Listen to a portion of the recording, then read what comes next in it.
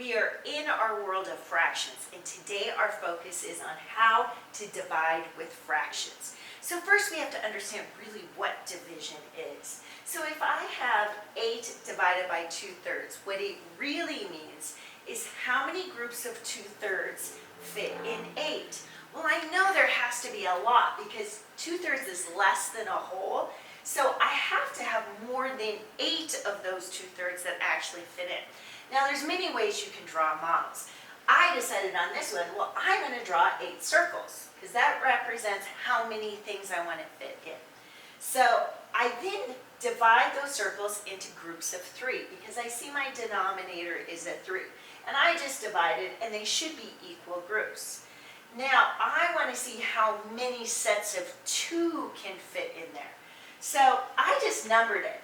I have 1 set of 2, 2 sets of 2, 3 sets of 2, 4 sets, 5 sets, 6 sets, 7, 8, 9, 10, 11, 12. I have 12 sets of 2/3 that fit in 8. So my answer here would be 12.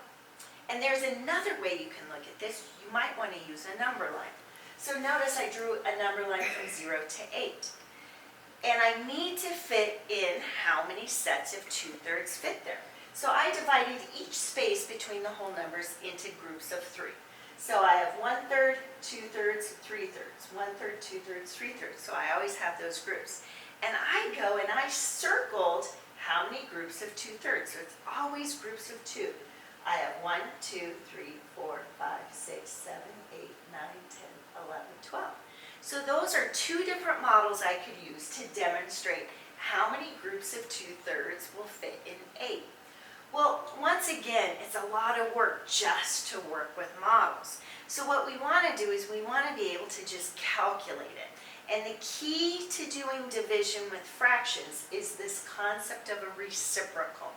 So here I have the fraction 3/4. And what a reciprocal is it simply means we take the denominator and it becomes the numerator, and we take the numerator and it becomes the denominator. So we're flipping the fraction over. And something special happens is whenever you take the original fraction and multiply it by its reciprocal, it always equals 1.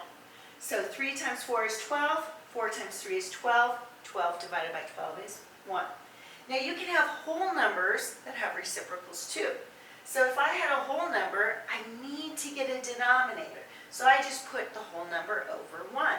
And then once again, to get the reciprocal, I just reverse the position of the denominator and numerator, and that becomes my reciprocal. And if you multiply the fraction times the reciprocal, it always equals 1.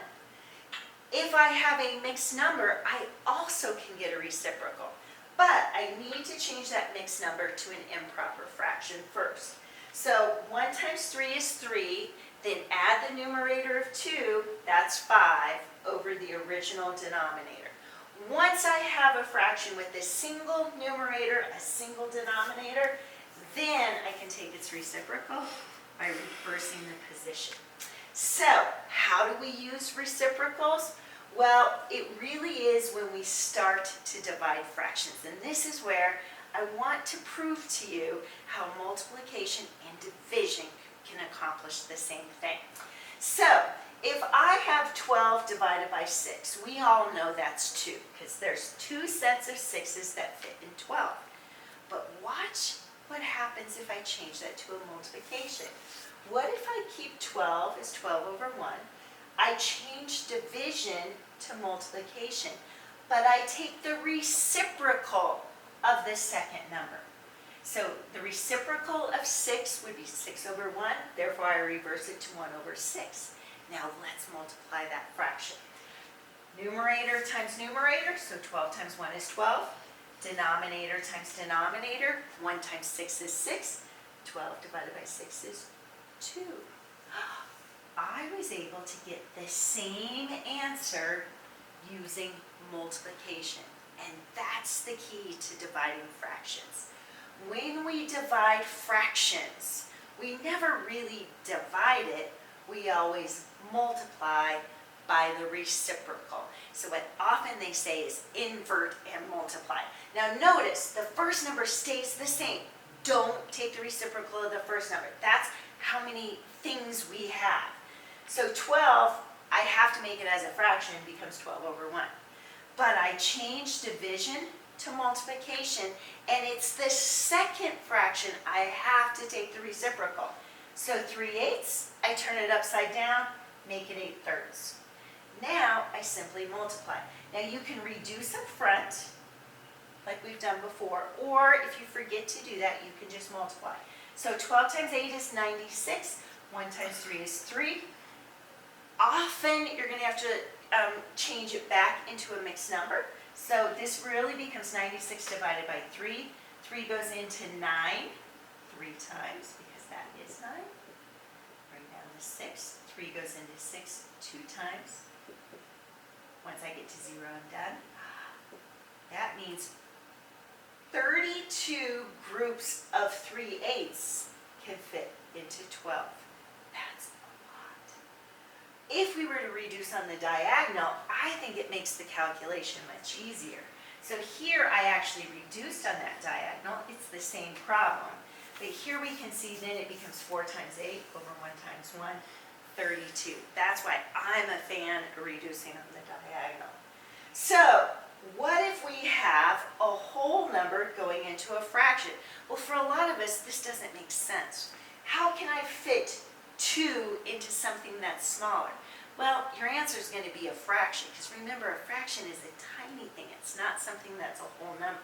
So again, you're going to do the same thing. The first fraction stays the same.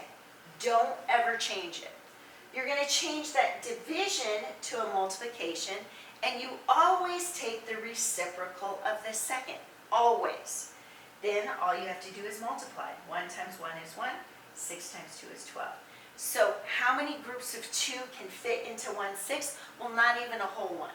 Only 1/12 of that group of 2 can actually fit into 1/6. So that pretty much sums it up for dividing fractions. Now it's up to you. Good luck and have some fun with math.